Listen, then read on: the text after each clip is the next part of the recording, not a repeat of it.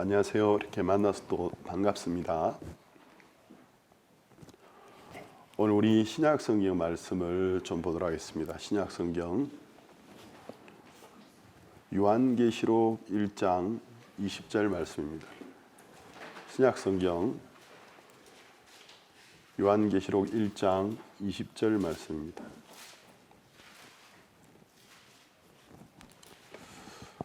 찾으신 줄 알고 제가 읽겠습니다. 요한계시록 1장 20절.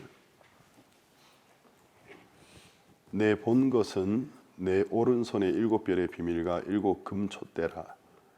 7별은 7교회의 사자요 7촛대는 7교회니라.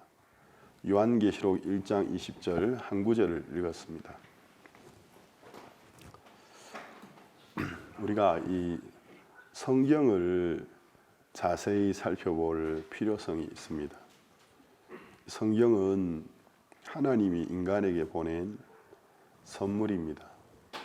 제가 이 성경을 읽을 때마다 참 감사한 것은 만약에 하나님이 우리 인간에게 성경을 주지 아니하셨더라면 우리가 어떻게 하나님을 알 수 있을까 그런 마음이 듭니다. 사도 바울이 이 골로새 교회에 편지를 보내면서 이 소아시아에 이제 7교회가 있었는데요. 그 소아시아라는 곳이 좀 생소할 수 있는데 여러분이 더 쉽게 이해하려 하시면 오늘날의 터키가 이제 있는 곳이 옛날에 소아시아였습니다. 그래서 이제 터키는 유럽 바로 앞에 있죠. 바다 하나만 건너면 그리스가 있고 또 그리스를 지나서 좀 더 가면 이탈리아, 로마가 있습니다. 그래서 이제 사도 바울이 1차 전도 여행, 2차 전도 여행, 3차까지 전도 여행을 하면서 이제 처음에는 1차 전도 여행 때 소아시아로 가서 복음을 전했어요. 그래서 많은 곳에 교회가 세워졌는데 이 골로새라는 지역은 소아시아에 위치하고 있고 그 옆에 가장 가까운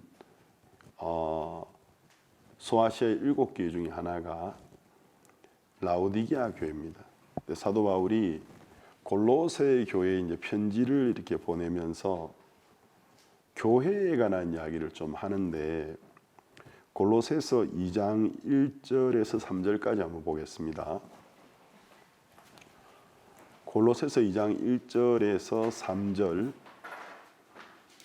찾으셨으면 제가 읽겠습니다. 내가 너희와 라오디게아에 있는 자들과 무릇 내 육신의 얼굴을 보지 못한 자들을 위하여 어떻게 힘쓰는 것을 너희가 알기를 원하노니 이는 저희로 마음의 위안을 받고 사랑 안에서 연합하여 원만한 이해의 모든 부요에 이르러 하나님의 비밀인 그리스도를 깨닫게 하려 함이라. 그 안에는 지혜와 지식의 모든 보화가 감추어 있느니라. 골로새서에 이제 골로새에 있는 성도들에게 편지를 보내다가 라오디게아가 골로새 바로 옆에 있었기 때문에 2장 1절에서 이제 라오디게아 교회도 문안을 하는 겁니다. 그래서 문안을 하다가 이제 라오디게아에 아마 사도 바울을 얼굴을 대면해서는 알지 못하고 이제 들어서 알고 있는 많은 성도들이 있었던 것 같아요. 아마 사도 바울이 라오디게아 교회도 가보고 싶었겠죠. 근데 이제 아직 갈 여건이 안 됐기 때문에 이 골로새의 교회의 편지를 보내면서 라오디게아 교회 2장에 잠깐 인사를 하는데 여기서 이제 한 가지 중요한 이야기를 하는데 하나님의 비밀인 그리스도를 너희가 깨닫게 되면 좋겠다. 그 안에는 지혜와 지식의 모든 보화가 감추어 있다라는 말을 했습니다. 여기서 이제 하나님의 비밀인 그리스도라는 말을 썼어요. 그러면 이제 이 비밀이라는 단어가 스페인어에는 두 가지 단어가 있습니다. 하나는 세크레토라는 단어예요. 두 번째는 미스테리오라는 단어인데 그럼 이게 비슷한 의미를 가진 단어 아닌가? 예, 맞습니다. 그렇지만 의미를 좀 자세히 살펴보면 다릅니다. 한국말로는 그냥 비밀이지만 스페인어에서는 비밀이 두 가지 단어가 있는데 세크레토라는, 영어에도 있죠. 시크릿이라고 하는데 세크레토라는 단어가 있고 미스테리오라는 단어가 있는데, 이 세크레토라는 단어는 어떤 뜻을 가지고 있느냐 하면 의도적으로 어떤 사실을 숨긴 것을 비밀, 세크레토라고 합니다. 근데 이제 의도적으로 숨긴 비밀이기 때문에 이 단어가 내포하고 있는 그 뉘앙스는 부정적입니다. 그래서 거짓말이나 속임수 같은 것, 어떤 트릭 이런 것을 세크레토라고 합니다.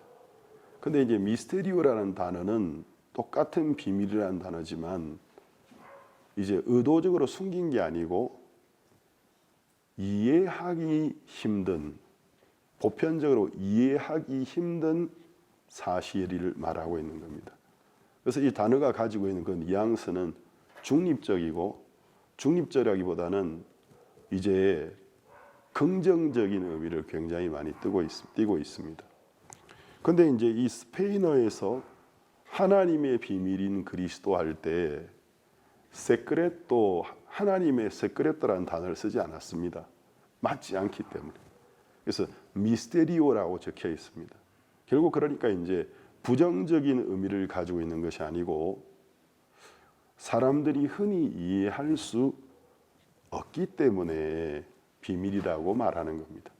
그런데 그 의미는 긍정적인 의미를 가지고 있는 겁니다.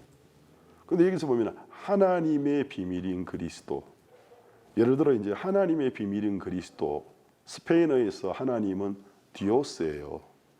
제가 이제 부산에 있는 저희 어머니 댁에 갔더니 요번에 이제 냉장고 바꾸셨는데 전에 냉장고 모델명이 디오스더라고요.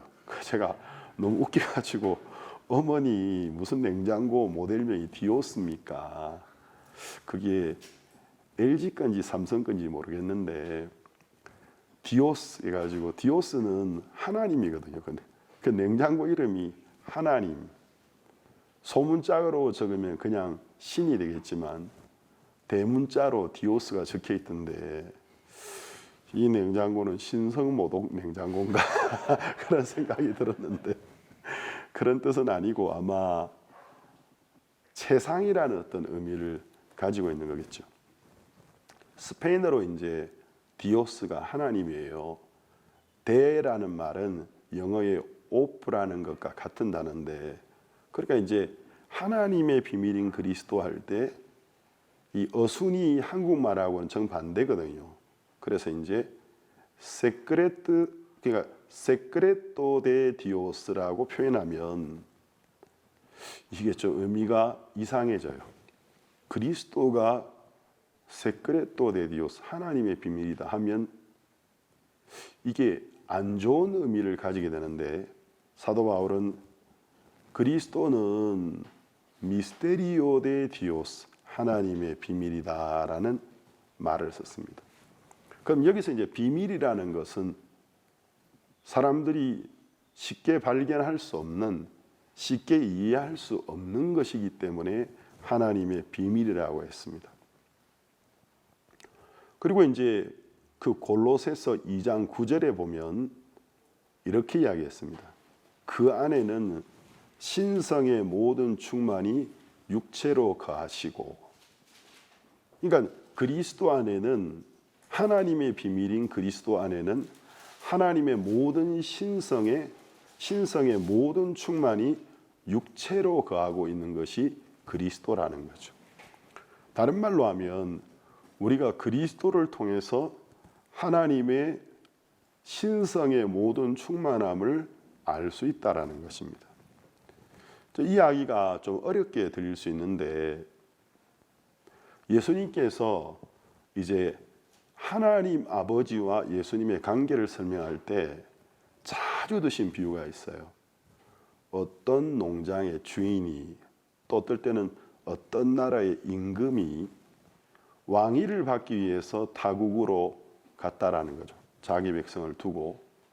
또 어떤 포도원의 주인이, 제가 이제 성경 사전을 찾아보니까 이스라엘 땅에서 포도원을 만드는 게 굉장히 손이 많이 가는 작업이더라고. 제가 농사일을 안 해봐서 포도원을 가꾸어서 운영하는 게 얼마나 손이 많이 가는 농사일인지 모르겠지만 포도원은 그렇게 손이 많이 간다고 하더라고요. 그러니까 이제 그 예수님의 비유에서 포도원을 만들어서 울타리도 쳤고, 울타리를 쳤다라는 건 이제 뭐 포도밭에 들어와서 포도 덩쿨 같은 걸 물어서 열매만 따먹는 게 아니고 덩쿨을 물어 뜯어서 갉아서 포도나무를 상하게 하는 들짐승들이 들어오지 못하도록 울타리를 쳤겠죠. 또 그 울타리는 사람에게도 여기는 사유지니까 들어오지 마라는 의미를 띠겠죠. 그래서 포도원을 만들고 울타리도 두르고 또 중앙에 망대도 만들었다고 되어 있어요. 그러니까 이제 굉장한 투자를 한 겁니다. 그렇게 해놓고 난 다음에 먼 나라에 어떤 일이 있어서 가게 됐다라는 것입니다. 그러면서 이제 그런 비유가 굉장히 유사한데, 그러면서 이제 그 일하고 있던 포도원 농부들에게 특별하게 어떤 조건 없이 그냥 포도원 잘 일구고 잘 먹고 잘 살아라, 내가 돌아올 때까지. 그 사람들이 얼마나 고마웠겠습니까? 그래서 먼 나라에서 이제 있다가 포도원 농부들이 어떻게 살지, 내 포도원 잘 가꾸고 있나 알고 싶어서 종들을 보내었다고 되어 있습니다. 근데 뭐 그 종들은 과한 어떤 과세를 받으러 온 것도 아니었고 그냥 은혜를 입은 자들이 잘 지내나 보러 보냈는데, 그 종들이 온 걸 보고는 자기들을 간섭하러 왔다고 생각하고 종들을 때리고 돌로 치고 했더라. 그건 이제 임금님의 비유도 똑같아요. 그 나라 백성들이 보낸 종들을 때리고 돌로 쳤더라. 그래서 몇 번 그런 일이 반복되니까 그 임금이, 그 포도원의 주인이 이상하다, 이게 무슨 오해가 있는가 보다, 어떻게 하지? 그럼 나 하나밖에 없는 내 아들을 보내면 나의 독자니까 존경하겠지 하고 왕자를, 하나밖에 없는 왕자를, 하나밖에 없는 독자를 보냈는데 그 국민들이, 백성들이, 또 포도원 지기들이, 야, 저기 주인의 하나밖에 없는 아들이 온다, 임금님의 아들이 온다, 때려 죽이자. 그러면 이 나라가 우리 나라가 안 되겠냐, 이 포도원이 우리의 포도원이 안 되겠냐 하고 때려 죽였더라. 이런 비유를, 예수님이 유사한 비유를 굉장히 많이 두셨어요. 그럼 여기에서 이제 하나밖에 없는 아들을 보낸 임금님, 포도원의 주인은 하나님을 말하는 거 있는 겁니다. 그런데 이제 왜 독자를 보내었느냐 하면, 그 임금님이, 그 포도원의 주인이 일반 백성들이, 포도원의 농부들이 볼 수 없는 곳에 있기 때문에 대리자로 아들을 보내었다라는 것입니다. 그럼 여기에서 예수님이 삼위일체의 성부와 성자의 관계를 친히 설명을 참 간단 명료하지만 잘 하신 것입니다. 그러니까 임금님이 백성들이 볼 수 없는 곳에 있기 때문에, 포도원의 주인이 지금 백성들이 당장 포도원 지기들이 볼 수 없는 곳에 있기 때문에 하나밖에 없는 독자를 그들에게 보내었다라는 거죠. 그러면 그 독자는 임금님의 대리고 포도원주인의 대리이기 때문에 그 독자를 통해서, 독생자죠, 독자를 통해서 임금님이 백성들을 향하여 가지고 있는 마음, 포도원 주인이 포도원 지기들을 가지고 있는 마음을 알 수 있는 거라는 것입니다. 그 이해되죠, 그렇죠? 그래서 이제 어떤 거리가 멀어서 알 수 없을 때, 요즘이야 스마트폰이 나오고 난 다음에, 제가 최초의 스마트폰이 2010년인지 11년인지 단기 출신의 여학생 한 명이 대학을 졸업했기 때문에, 목사님 저 여기서 그냥 직장생활을 하고 싶어요. 너 부모님이 동의하시고 또 너를 보낸 교회의 지부장이 허락하신다면 내가 받아들이겠다. 연락이 왔는데 지부장님도 환영하고 어머니도 뭐 딸 한국에 그렇게 이름도 없는 대학 나왔는데 그 대학 나와서 직장 얻으려면 별로 한국에 구직이 어렵다. 그래서 거기 있으면 좋겠다. 그러면 너 여기 있어라. 그래서 1년 정도 재단기 생활하면서 스페인어도 좀 좋아져야 안 되겠냐. 직장 생활하려면. 그래서 1년을 재단기 스페인어가 굉장히 많이 좋아졌어요. 근데 결과적으로 한국문화원의 직원으로 채용이 된 거예요. 그 여학생이 졸업한 대학으로는 들어갈 수 없는 곳이었는데 이제 인터뷰하러 갈 때 목사님 처음에는 이름도 없는 중소기업들만 들어가려 하길래 그러지 말고 너 한국 대사관 들어가라. 목사님 저는 한국 대사관 제가 이 스펙이 커리어가 안 됩니다. 우리 대학은 한국 대학에 제가 원서를 제출만한 곳이 못 됩니다. 그 각 나라에 있는 한국 대사관은 한국에서 서울대학교 학생들 그리고 일명 서울에 있는 그 스카이 대학이라는 학생들이 굉장히 많이 오는데 저 안 됩니다. 그러지 말고 내가 시키는 대로 해봐. 원서 한번 넣어봐. 안 되는데요. 그냥 시키는 대로 해봐.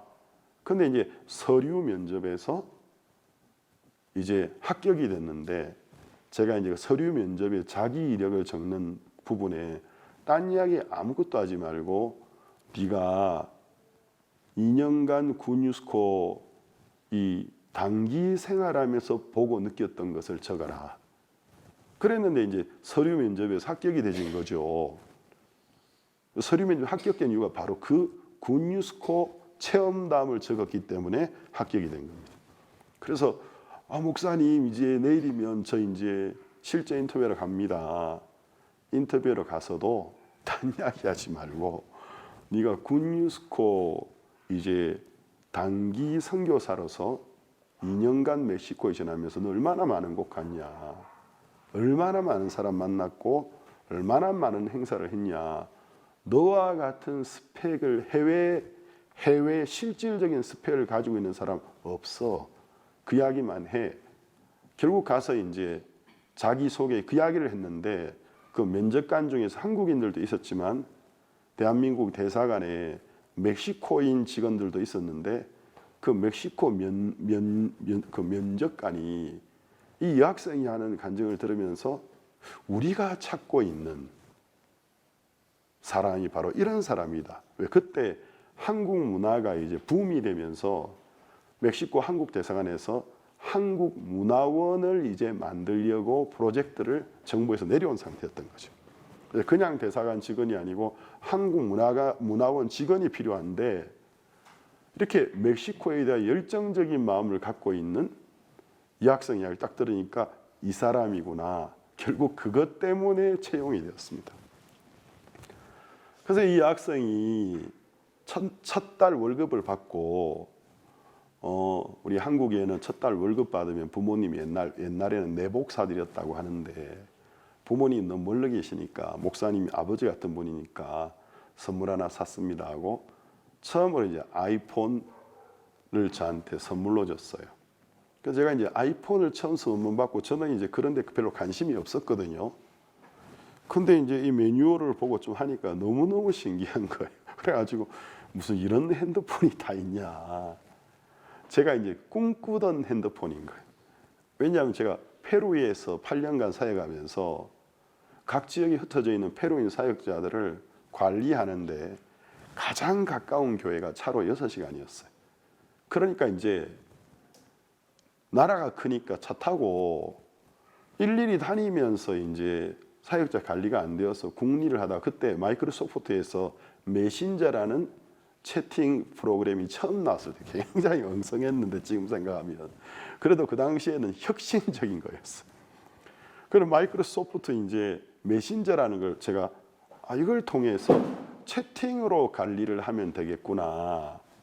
그래서 이제 전국에 있는 페루인 우리 현지인 사역자들에게 계정을 만들게 해야 되는데 계정을 만들려고 그러면 첫 번째 이메일을 만들어야 돼요. 그 사람들이 완전히 컴맹이 돼가지고 이메일이 무엇이며 이메일을 어떻게 만드는지를 모르는 거예요. 그래가지고 이제 전화해가지고 이 아이에게 들어가서 윈도우를 켜서 이제 인터넷 서비스를 해주는 이제 카페, 사이버 카페가 있는데 가서 1시간에 2시간 세를 내. 마이크로소프트 윈도우에 들어와. 거기 제가 이제 어떤 페이지에 들어와. 거기서 이메일이라는 건 인터넷상에 너의 고유 주소를 만드는 거야. 하나하나 설명하는 게 너무너무 힘들더라고. 한 명 설명해 주면 저쪽에서 전화 오고, 또 이쪽 설명해 주면 저쪽에 전화 오고, 좀 있으면 안 되는데요 또 전화 오고. 제가 이제 하다가 그냥 내가 이걸 때려치우고 말지 그랬는데, 인내해야 되겠다 하고 끝까지 설명해 줬어요. 모두가 이메일을 만들었는데 거기까지는 이제 성공을 했는데, 그 계정을 가지고 이제 그 메신저를 사용하는 법을 가르쳐줘요. 또 이거는 산 넘어 산인 거예요. 메신저는 무엇이냐고. 그래서 마이크로소프트에 있는 채팅할 수 있는 이거는 프로그램 어플리케이션이다. 웬만한 컴퓨터에는 이미 깔려 있을 거야. 없으면 깔아. 어떻게 깝니까? 다시 설명해 주고. 그래서 이제 모두가 스탠바이. 이제는 내가 지금 방을 하나 만들었거든. 지금 내가 글을 쓰면 아마 화면에 깜빡깜빡거리는 게 있을 거야. 그게 내가 만든 방이야. 그러면 거기 들어와서 대답하면 돼. 하겠더니 다시 또 전화가 와요. 안 깜빡거리는데요. 깜빡거리는 것이 어디 있는데요? 자세히 봐. 화면에 보면 좀 모퉁이 한쪽에 그 메신저 프로그램 있잖아. 거기에 뭐가 깜빡깜빡 하잖아. 아, 찾았습니다. 다행히 전화 떴거든요. 개인 창의로 또 글 적는 거예요. 아, 이제 찾았다고. 목사님 계정 거기 말고 전체 창에 적으라니까. 개인 창이 안 보이는데요. 안 보이는데요. 자, 그때 이제 대상이 10몇 명이 넘었기 때문에 제가 들고 있던 노트북을 들어서 땅바닥에 떼기장 치고 싶은 마음이 몇 번 올라와서 내가 이 짓을 그만두고 말지 그랬는데, 결국 이제 정말 인내 끝에 성공했어요.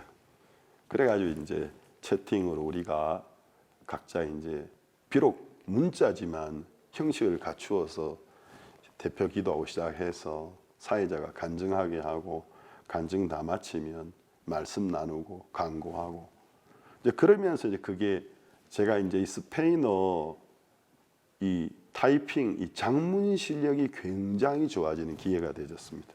그러니까 말을 글로 다 적어야 하기 때문에 적으면 이제 오자가 다 보이잖아요. 그래서 오자가 나오는 걸 잡아가면서 또 발음 기호, 액센트를 어디 찍어야 될지를 다 보면서 해야 되니까. 그런데 이제 페루인들은 현지인들인데 글로 쓰라니까 저보다 스페인어를 훨씬 더 못 쓰는 거예요. H는 묵음인데, 묵음이니까 H 들어가는데 무조건 H 없이 적고, S와 C가 발음이 비슷하니까 S 자리에는 C 적고 C 자리에는 S 적고 Z 자리에 S 적어놓고 희한 빠꼼한 거예요. 이제 그래도 이제 제가 이제 그걸 월요일마다 그 참 인고의 인내와 진짜 그 단군 신화의 곰처럼 인내로 하면서 무슨 마음이 많이 들었냐면, 좀 새로운 거 없을까? 노트북보다도 더 가볍고 더 꼭 필요한 프로그램만 탑재하고 있는 그런 기계가 없을까? 그래서 워드를 많이 쓰니까 워드 기능과 엑셀을 많이 쓰니까 엑셀 작업, 엑셀이 자동 계산하는 것이 포함되어 있으니까 워드와 엑셀 정도 들어있고, 간단하게 인터넷 검색할 수 있는 도구, 그리고 채팅, 문자도 되지만 음성도 되고 동영상이 되는 것이 없을까? 그래서 다중으로. 제가 이제 그 생각을 여러 번 했었거든요. 그것만 딱 탑재된 노트북보다 더 작은 이제 미니 노트북이 있으면 좋겠다. 늘 그 생각을 했단 말입니다. 그때 제 손에 이제 스마트폰이 딱 들어왔는데, 제가 꿈꾸던 것이 실현되어 있는 거예요. 제가 생각했던 디자인보다도 훨씬 더 이쁘게, 훨씬 더 작게. 이야, 이건 내가 필요로 했던 건데 나보다 먼저 이것의 필요성을 깨닫고 내가 구상했던 것보다도 훨씬 더 멋지게 만들어 놓은 것이 있구나. 그때 제가 스티브 잡슨이라는 사람을 알게 됐는데, 아, 그래서 천재라 하는 거구나. 제가 3일 잠을 못 잤습니다. 왜냐하면 저는 이제 뭐가 제 수중에 하나 들어오면 그걸 제가 거의 퍼펙트하게 사용하는 법을 터득하기 전에는 모르고는 안 쓰는 스타일이거든요. 차를 하나 운전해도 그렇고. 그러니까 이제 알아야 되니까. 그래서 이제 일일이 거기 있는 기능을 한 번씩 다 열어보고 이건 왜 이렇게 되는 거지? 그러다 보니까 한 3일 밤 두드리니까 이 손가락 있지 않습니까? 검지가 뜨끈뜨끈 가죽이 벗겨지는 것 같더라고요. 하여튼 이제 너무 신기했어요. 그러면 지금은 우리가 얼마나 좋은 어플리케이션이 많습니까? 그래서 이제 화상 채팅도 다중으로 할 수 있잖아요. 그러면 누가 대신 올 필요가 없죠. 옛날에는 그렇지 않았단 말입니다. 그 먼 거리에서 보낸 자가 와서 자기를 보낸 자의 뜻을 전달해 줄 때 그 대리인을 통해서 그 보낸 자를 알게 되는 것이었다는 거죠. 그런데 이제 하나님이 예수님을 우리에게 보내신 것은 첫 번째, 하나님은 우리가 볼 수 없는 분이라는 것입니다. 거리가 멀어서 그런 게 아니고 가까이 계셔도 차원이 다른 세계에 계시기 때문에 우리가 못 봅니다. 그 음성을 듣지도 못합니다. 바로 곁에 계셔도 만지지도 못합니다. 그래서 하나님과 우리 사이의 거리는 아주 가깝지만 어떤 면에서는 너무 먼 거예요. 너무나 차원이 다르기 때문에. 그래서 이제 하나님께서 사람에게 하나님을 볼 수 있는 걸 한문으로 가시적이라고 하지 않습니까? 그러니까 불가시적인, 볼 수 없는 하나님 당신을 가시적인 하나님으로 보여주셔야 되는데 차원을 낮춰야 하시는 거예요. 우리 차원으로. 우리가 그분의 차원으로 올라가서 그분을 볼 수 없기 때문에 그분이 차원을 낮추어서 볼 수 없는 당신을 우리에게 보여주셔야 되는데 그것이 그리스도였다라는 거죠.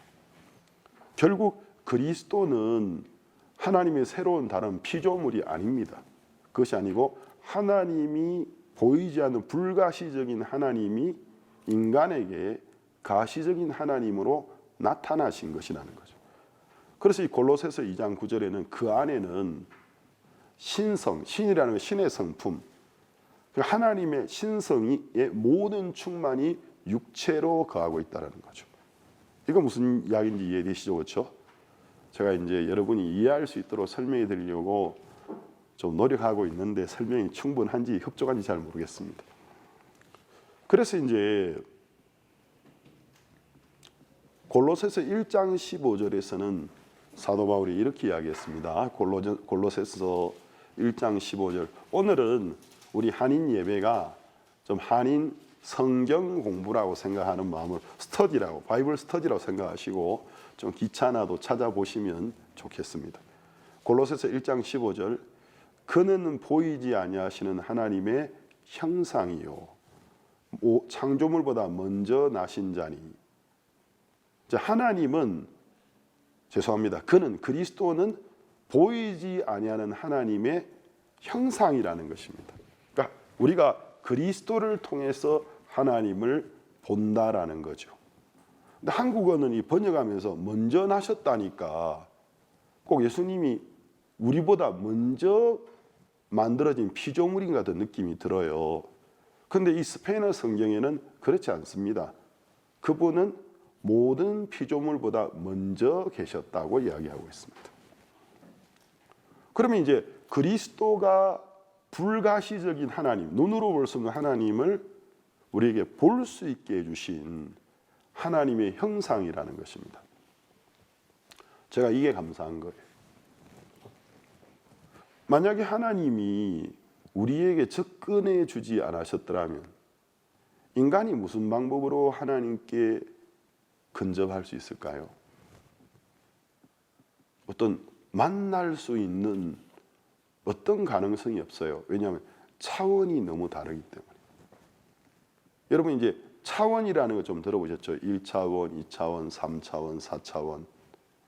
그래서 이제 학자들이 차원을 나눠놨는데 4차원부터는 그 다음은 사실은 이론적으로도 정확한 정립이 어려울 정도로 복잡해져요. 4차원, 5차원으로 올라가면. 근데 이제 우리가 3차원까지는 개념이 정확한데 1차원은 점이거든요. 점. 2차원은 점의 연속이에요. 그러니까 선이 되는 겁니다. 3차원은 그 선이 수평으로만 아니고 수직으로 뻗는 겁니다. 공간이 형성되는 겁니다. 그래서 우리 인간은 3차원에 속해 있다고 합니다. 그래서 우리는 공간을 인지합니다. 근데 벌레들, 특히 개미는 2차원에 속해 있다고 합니다. 제가 개미가 안 돼봐서 모르겠지만 학자들의 말에 의하면 개미는 2차원이 있는데 개미가 보는 세상은 다 선이라는 거죠. 개미가 보는 인지하는 세상은 다 선으로 구성되어 있습니다. 그러니까 우리와 같은 공간을 못 봅니다.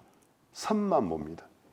제가 어렸을 때 개미하고 장난을 학교가 또 할 일이 없으면 개미가 나타나면 자세히 이제 보는 거예요. 그래서 이제 개미가 어디로 가나 뭐 하나. 근데 보면은 어떨 때는 개미들이 막 줄을 서서 가는데 조금만 더 가면 먹을 게 있는데 거기까지 가다가 중간에 포기하고 딴 데로 갈 때가 있어요. 그럼 저는 이제 공간을 인지하기 때문에 야, 조금만 더 안 가요. 그래서 제가 도와주려고 손끝으로 그 개미가 이제 후퇴하고 포기하는 개미 이제 엉덩이를 밀어요. 그러면 죽는 줄 알고 도망가는 거예요. 아, 그게 아니라니까. 조금만 더 3cm만 더 앞으로 가. 거기 가면은 먹을 게 있어. 그래가지고 밀면 도망가고 나중에 제 손가락을 깎여버리고 열받아가지고 에라이 하고 꽉 물려버리면은 참 잔인하게 제가 죽인 개미 수가 굉장히 많은데 왜 그렇죠? 개미는 선의 세계 속에 살고 있습니다. 만약에 개미하고 우리 사이에 의사를 소통할 수 있다면 제가 개미에게 개미야 공간이라는 게 존재한단다. 공간이 뭔데요? 너 선 알지? 그거야 잘 알죠. 근데 그 선이 이제 수평으로만 존재하는 게 아니고 위로도 뻗칠 수 있고 밑으로도 뻗친단다. 그런 것을 공간이라고 불러. 개미가 제가 하는 말을 인지할 수 있을 거라고 생각하십니까? 인지 못합니다. 차원이 다르기 때문에. 그러면 얼마나 답답해. 제가 설명하다가 얼마나 답답하겠어요. 아, 그거 아니라니까. 공간이 있다고. 공간이 있다고. 그 선이 좌우로만 가는 게 아니고 좌우 전방위적으로 가고 아래 위로도 간단 말이야. 그러면 그게 공간이란 말이야. 그게 뭔데요? 하나님이 우리 사람을 볼 때에 우리가 대단하다고 생각하지만 하나님이 사람 볼 때 차원이 참 너무 하등한 거예요. 근데 이제 하나님이 4차원에 계시겠습니까? 모르겠어요. 5차원에 계십니까?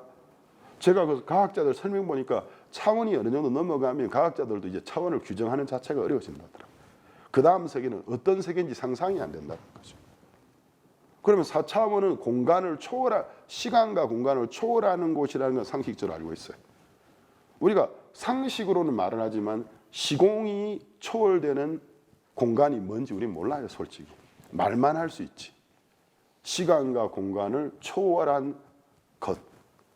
말은 할 수 있지만 그게 뭔지를 우리는 몰라요.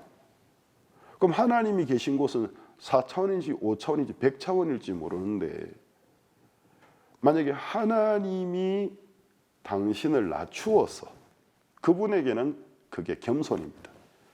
낮추어서 우리 차원에 와서 우리가 하나님을 이해할 수 있도록 해주지 않는다면 우리가 우리 차원에서 무슨 재주로 하나님을 이해할 수 있겠습니까?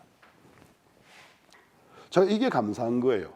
일단 하나님이 사람에게 불가시적인 하나님, 볼 수 없는 하나님을 볼 수 있도록 해주려고 배려하셨다는 이것 자체가 우리 인간을 향한 하나님의 사랑이고 긍휼이라는 마음이 드는 겁니다.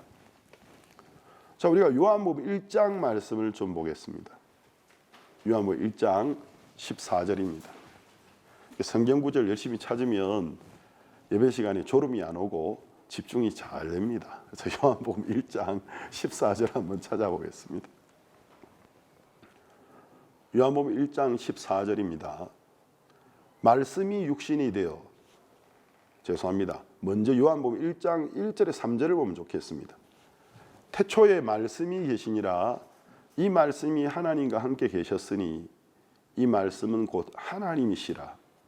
그가 태초에 하나님과 함께 계셨고 만물이 그로 말미암아 지은 바 되었으니 지은 것이 하나도 그가 없이는 된 것이 없느니라. 자, 이 요한복음에서 예수님의 사도 요한이 이제 복음을 적기 시작하는데 태초에 말씀이 계셨다고 하고 있습니다. 근데 이 말씀이 하나님과 함께 계셨으니 이 말씀은 곧 하나님이다. 이거는 이제 창세기 1장 1절 이하에 나오는 구절을 요한이 설명. 그래서 여러분이 시간 날 때 창세기 1장을 보면 태초에 하나님이 천지를 창조하시니라 1절입니다. 2절에는 땅이 혼돈하고 공허하며 흑암은 깊음 위에 있고 그 다음 하나님의 신은 수면 위를 운행하시니라. 자, 1절에 하나님 나왔죠. 2절에 하나님의 신이 나왔습니다. 하나님의 신은 하나님의 영, 성령입니다. 3절에서는 하나님이 가라사대 빛이 있으라 하심에 빛이 있었고 하나님의 보시기에 좋았더라. 3절에는 하나님이 가라사대, 이 가라사대라는 말은 요즘에는 잘 사용하지 않는 용어입니다. 말씀하시되 그 말이죠. 그러니까 이제 3절에서는 하나님이 말씀하시되, 그러니까 창세기 1장 첫째 날 하루에 하나님이 세 가지의 형태로 나타나고 있는 거예요. 첫 번째는 하나님으로서, 두 번째는 하나님의 영으로서, 세 번째는 하나님의 말씀으로서 세 가지 형태가 나오죠. 근데 제가 이제 감사한 게 하나님 태초에 말씀하셨다라는 게 감사한 거예요. 뭐가 감사하지? 자, 여러분 한번 생각해 보세요. 어떤 엔지니어가 기계 엔지니어든 또 뭐 어떤 나무와 연결된 어떤 장인이든 간에 어떤 공간에 혼자 일을 하고 있는 거 한번 상상해 보세요. 우리 중에 누가 혼자서 일을 할 때 자기가 할 일을 말하면서 일하는 사람이 어디 있습니까? 그럼 예를 들어서 제가 테이블을 만드는데 난 이제 테이블 만들 거야. 그 다음 이제 톱 들 거야. 저 나무 들 거야. 썰을 거야. 30cm 간격으로. 몇 등분으로 자를 거야. 그 다음 또 자르고. 그 다음 이제 못으로 망치질 할 거야. 그렇게 말하면서 일하는 사람이 어디 있습니까? 만약 그런 사람이 있다면 우리가 멀리서 뭐 CCTV로 보면은 저 사람 약간 정신에 문제가 있는 거 아닐까? 그렇게 생각하지 않습니까? 그러면 하나님이 태초에 말씀하셔야 될 필요성이 뭐가 있죠? 그분은 의지만 가져도 그 의지를 실행시킬 수 있는 능력이 있는데, 그런데 하나님 태초에 말씀하셨다라는 건 자기 자신을 위해서 말한 게 아니라는 것입니다. 그것은 후일에 누군가 그분이 하신 말씀들이 기록된 걸 보고 그 말씀을 통해서 그분이 어떻게 천지를 창조했는지 알 수 있게 해주기 위한 배려라는 것입니다. 이해되십니까? 네. 저는 이제 말씀 전하는 목사요 선교사 아닙니까? 그렇기 때문에 제 하루 일과 중에서 제일 중요하게 생각하는 게 조용히 말씀을 읽고 묵상하고 기도하는 것, 그 다음 그 말씀들을 정리해서 사람들에게 전하는 것입니다. 제가 가장 중요하게 생각하는 것들인데, 그렇기 때문에 제가 이제 어떤 말씀들을 전에 알았던 말씀도 다시 새겨서 곰곰이 생각할 때마다 왜 그럴까? 이 말씀은 왜 이렇게 이야기하는 걸까? 그런데 제가 이제 어느 날 이 천지 창조에 대해서 가만 생각하면서 감사한 마음이 제 마음속에서 올라오기 시작했어요. 참 감사하다. 하나님이 태초에 말씀하셨다는 게 참 감사하다. 만약에 말씀을 안 했더라면 하나님의 의지를 누가 알고 그것을 우리가 볼 수 있는 문자로 기록할 수 있겠습니까?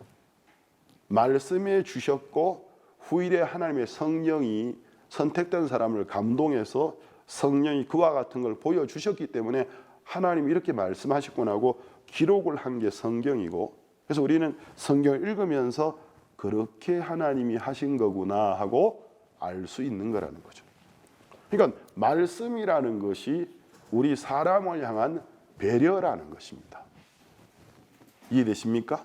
그런데 하나님의 말씀은 우리의 말하고는 좀 달라요. 우리 말은 우리의 어떤 의지를 전달하는 기능만 가지고 있지만 하나님의 말씀은 하나님의 의지도 전달하지만 그 말씀을 그대로 이루는 능력을 가지고 생명력을 가지고 있습니다. 그래서 사도 요한이 요한복음 1장에서 천지창조 이야기하면서 태초에 말씀이 계시니라. 말씀이 계셨잖아요. 하나님이 가라사대, 하나님이 가라사대. 근데 이 말씀이 하나님과 함께 계셨다라는 그 입에서 나왔어요. 그렇기 때문에 이 말씀은 곧 하나님이시니라. 자, 그러면 그 말씀이 태초에 하나님과 함께 계셨고 만물이 그로 말미암아 지은 바 되었으니 지은 것 모든 피조물이 하나도 그 말씀이 없이는 된 것이 없느니라. 그럼 이 말씀에서는 말씀은 피조물이 아니란 말입니다. 태초부터 하나님과 함께 계셨다라는 거죠. 근데 1장 14절을 한번 보세요. 좀 죄송합니다. 제가 이 바이블 스터디처럼 하다 보니까 좀 이렇게 설명이 어려운 건지 잘 모르겠지만 하나님 도와주실 줄로 믿습니다. 요한복음 1장 14절 말씀이 그 말씀이 세월이 흘러서 육신이 되어 우리 가운데 거하시매 우리가 그 영광을 보니 아버지의 독생자의 영광이요 은혜와 진리가 충만하더라. 그 말씀이 세월이 흘러서 육신이 되었다라는 거죠. 육신을 입고 우리 가운데 오셔서 보이지 않는 하나님의 영광을 마치 아들이 아버지에게 태어나는 것처럼 말씀이 육신을 입고 와서 아버지의 독생자의 영광으로 와서 우리에게 하나님의 아버지가 인간을 향해 가지고 있는 그 은혜, 선물, 은혜와 진리, 충만한 은혜와 진리를 알게 해 주셨다라는 것입니다. 같은 요한복음 1장입니다. 18절을 한번 보세요. 본래 하나님을 본 사람이 없으되 아버지 품속에 있는 독생하신 하나님이 나타내셨느니라. 자, 원래 하나님을 본 사람이 없어요. 사도 바울도, 사도 요한만 이 말은 아니라 사도 바울도 디모데전서 6장에서 하나님을 아무도 보지 못했고 볼 수 없으며 앞으로도 볼 자가 없다고 했습니다. 하나님은 아무도 근접할 수 없는 빛 가운데 거하신다고 이야기했습니다. 그러면 하나님은 사람이 육체를 가지고 있는 동안에 육체 안에서는 결코 볼 수 없는 분입니다. 탈무드에 그런 이야기 나오거든요. 로마의 어떤 지배자가 예루살렘에 사는 랍비에게 그들이 믿는 하나님이 없다라는 것을 조롱하기 위해서 야, 하나님이 어디 있으면 한번 보여줘봐. 근데 이제 이 로마인의 로마 신화는 신들이 다 인간화되어서 형상을 가지고 있잖아요. 조각품들 있지 않습니까? 그러니까 너는 눈에도 안 보이고 만지지 않는 신을 믿는다면 너가 하나님만 보여줘봐. 맨날 하나님 하는데. 근데 랍비가 내가 당신에게 하나님 보여주겠습니다 하고 예루살렘 성벽에 올라가서 대낮에 해가 이글이글 타는 시간인데 당신이 저 해를 쳐다보십시오. 제가 그만하라고 할 때까지 주목하면 제가 하나님 보여주겠습니다. 로마의 지배자가 태양을 봤는데 이게 뭐 10초도 못 넘기죠. 막 눈이 어떻게 해를 쳐다봐. 그러니까 당신이 하나님이 만든 피조물인 해 하나도 보지 못하는 인간이면서 어찌 감히 그분을 볼 생각? 당신 죽는다.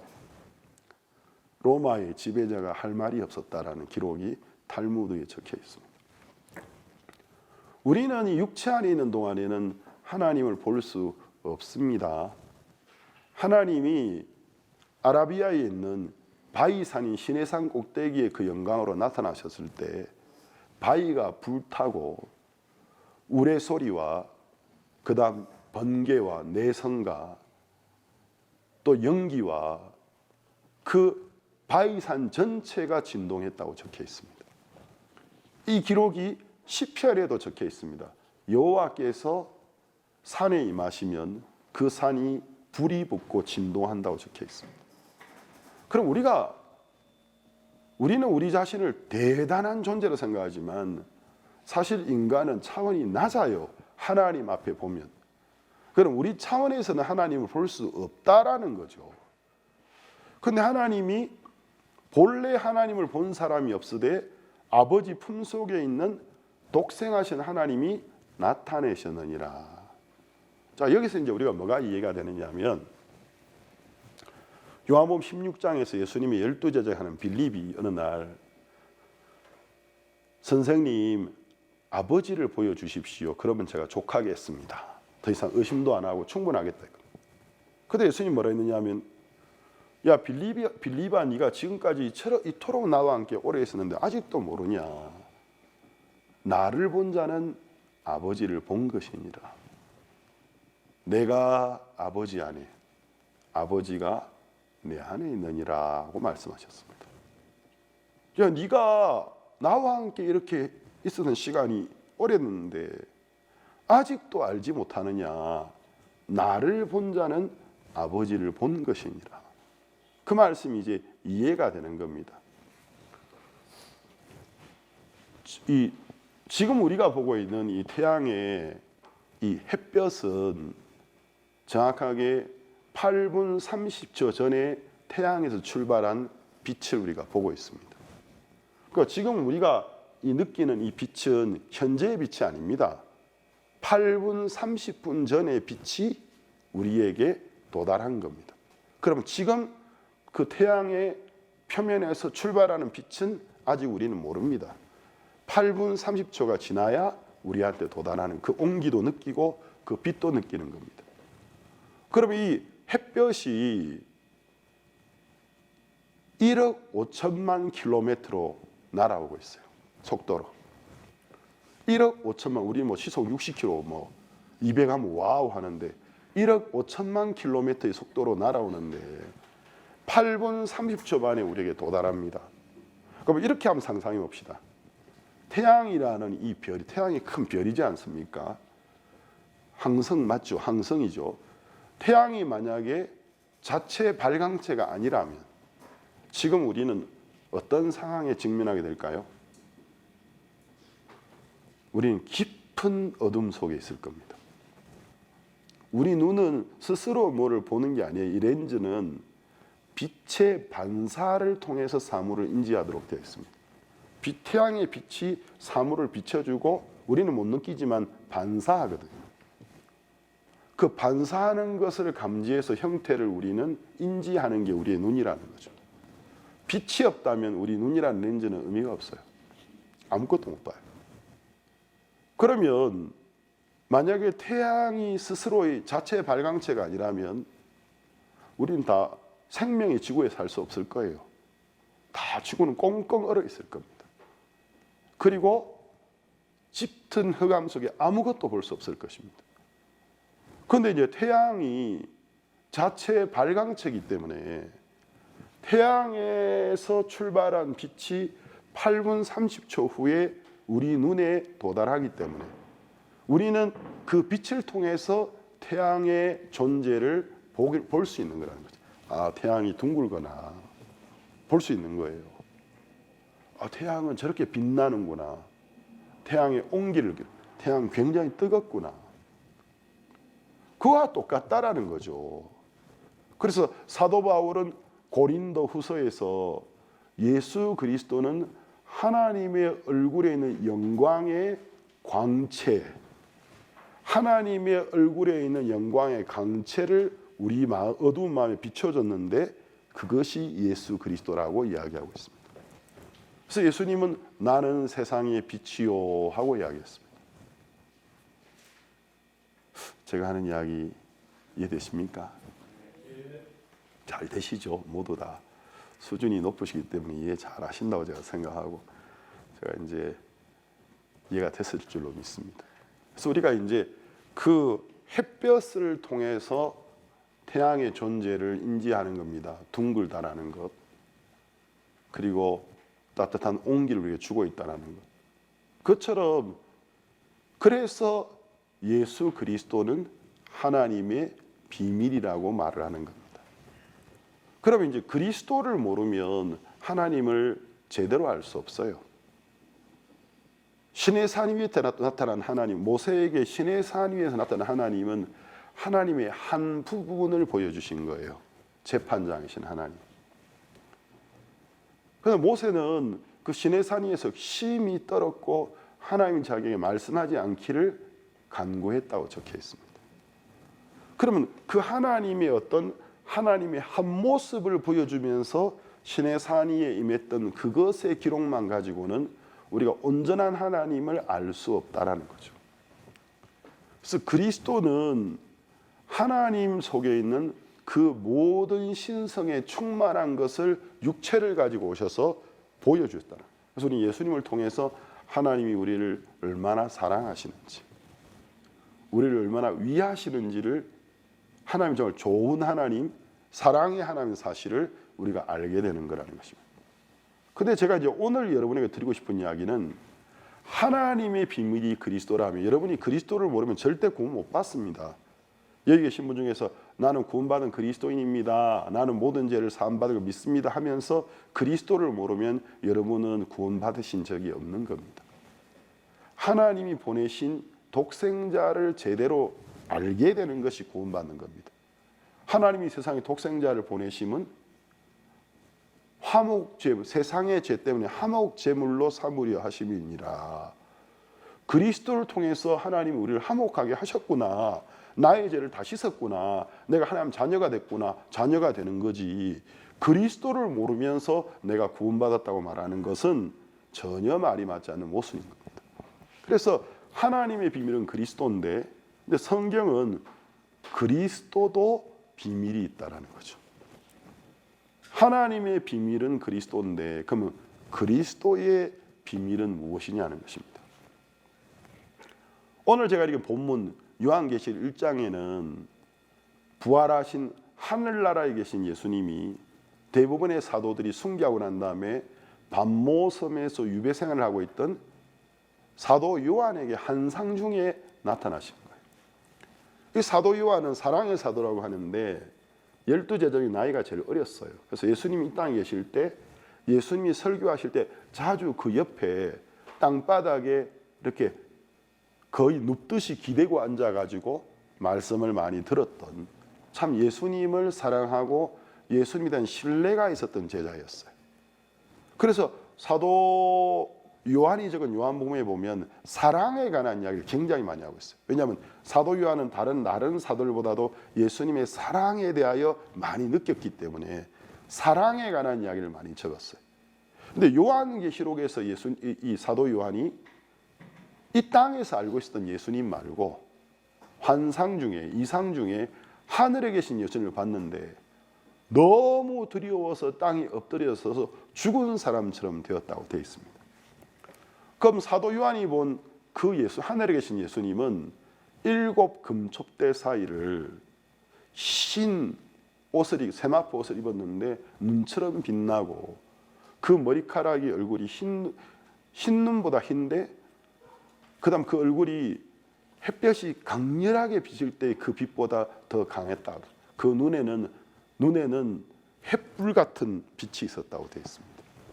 그리고 말씀하실 때마다 마치 도가 아니고 양날이 있는 검과 같은 검이 입에서 말씀이 그런 능력을 갖고 나왔다는 거죠.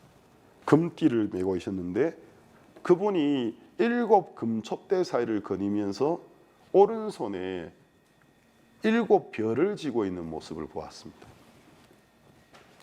자, 그러면 하늘에 계신 예수님, 마치 구약의 대제사장의 옷과 흡사한 옷을 입고 있었습니다. 예수님은 하늘나라의 영원한 대제사장, 우리의 모든 죄를 사하시고 하나님과 화목하게 해주신 대제사장이기 때문에 그 모습이 흡사했는데 7 금촛대 사이를 거느렸어요. 구약시대의 대제사장이 하루에 적어도 두 번 이상을 성소에 들어가서 성소 안에 등대가 있었습니다. 7 잔이 있는 등대를 불을 감금해서 그 어두운 성소를 밝히고 있는 금등대의 빛이 꺼지지 않도록 했습니다.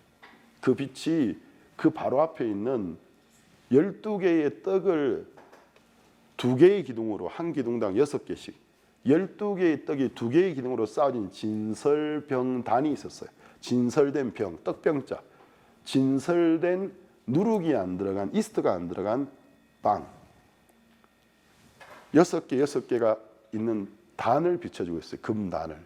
근데 이제 그 12개의 그 진설병, 떡은 이스라엘 12지파를 의미한다고 되어 있습니다. 결국 하나님의 진리의 빛, 하나님이 자기 백성을 보호하는 그 빛이 꺼지지 않고 백성을 비추고 있도록 하는 일을 했다라는 거죠. 그런데 하늘나라에 계신 예수님이 무슨 일을 하느냐 하면 7 금촛대 사이를 거니는데 오늘 이건 본 마지막에 보면은 설명해 주기를 금촛대는 소아시아의 7 교회라고 했습니다. 사도 요한이 소아시아에 있는 에베소 교회에서 사역을 하다가 반모섬에 유배했기 때문에 소아시아에 있는 교회를 굉장히 염려하고 있었다는 거죠. 그래서 이제 뭘 보여주셨냐면 내가 교회들을 돌보고 있다. 내가 이 교회들이 이 어두운 세상을 진리의 빛으로 비추는, 복음의 빛으로 비추는 역할을 감당하고 그 빛이 꺼지지 않는 일을 지켜주고 있다는 것을 보여주었습니다. 그럼 요한계시록에서 네가 만일 회개하지 아니하면 금촛대를 내게서 옮기리라. 그게 무슨 뜻이냐면 교회는 세상의 빛이에요. 어둠을 물리치고 진리로 밝히는 복음을 전하는 교회인데 교회가 영적으로 타락하면 예수님이 금촛대를 옮긴다라는 거죠. 그러니까 진리의 빛을 밝히는 기능을 다른 곳으로 옮기면 그 교회는 그냥 종교단체로 변해버립니다. 그때부터 자기의 교리를 주장하는 인간이 만든 종교로 변해버리는 겁니다. 타락이 되는 겁니다. 그래서 이제 이 사도 요한은 뭘 봤느냐 하면 예수님이 교회를 지키고 있는 걸 보았습니다. 자, 예수님은 이 땅에 계실 때 2000년 전에 몸 안에 계셨죠. 근데 그분이 죽으시고 부활해서 우리의 죄를 다 사하고 우리가 의로워진 걸 증거해 주셨습니다. 그리고 하늘로 승천하셔서 성령을 이 땅에 보내시고 이제 하늘나라에서 그분이 교회의 머리가 되셨어요. 그러니까 헤드가 됐다라는 거죠.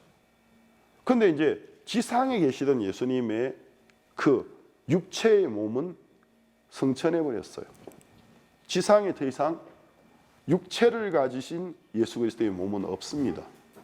그런데 이 지상에서 이제 예수님이 사람들에게 복음을 증거하고 그들을 죄에서 구원하고 또 구원받은 성도들을 믿음 위에 세우고 이 일을 하기 위한 몸의 기능을 하는 도구가 필요한데 그 몸이 하늘로 승천했고 교회의 머리가 되었기 때문에 성령을 보내셔서 구원받은 성도들에게 각양의 은사를 주시고 그들을 모으셔서 그리스도의 몸이 되게 하신 겁니다. 그래서 이제 그리스도는 교회의 머리시고 교회는 지상에서의 그리스도의 몸입니다. 그래서 구원받은 성도 한 사람 한 사람은 그리스도의 몸의 한 지체들입니다. 그 구원받은 한 사람은 그리스도의 온전한 몸이 될 수 없어요. 그 몸을 형성하는 한 지체입니다. 그걸 교회라고 하는 겁니다. 그러면 에베소서에서도 그렇고 교회는 만물을 충만케 하시는 자의 충만이니라. 그게 무슨 뜻이냐면 이 만물을 하나님이 충만하게 하는 일, 부족한 부분을 채워서 충만하게 하는 일을 하실 때 교회는 만물을 충만케 하시는 자의 충만이니라. 교회가 하나님을 버린 이 세상에 부족한 것을 채워서 충만하게 해줄 수 있는 곳이라는 것입니다. 그래서 이제 교회는 눈에 안 보이시는 그리스도, 이 땅에 성령을 보내셨는데 그 하나님의 성령이 원하는 모든 하나님의 뜻을 실현시키는 몸이라는 거죠. 그럼 우리가 이제 이 일곱 금촛대의 비밀에서 금촛대가 교회라는 거 금방 이해가 됩니다. 그럼 오른손에 쥐고 있는 일곱 별은 뭐냐는 것입니다. 이 일곱 별은 사자들이라고 되어 있는데 제가 이제 시간이 많이 갔기 때문에 시간 관계상 자세한 구절을 읽기는 좀 그렇고요. 구약 성경에서는 천사들을 말락, 히브리어로 말라키라고 합니다. 여러분 말라기아스 알죠? 나의 사자, 천사라는 말인데 히브리어에서는 천사를 말라키라고 해요.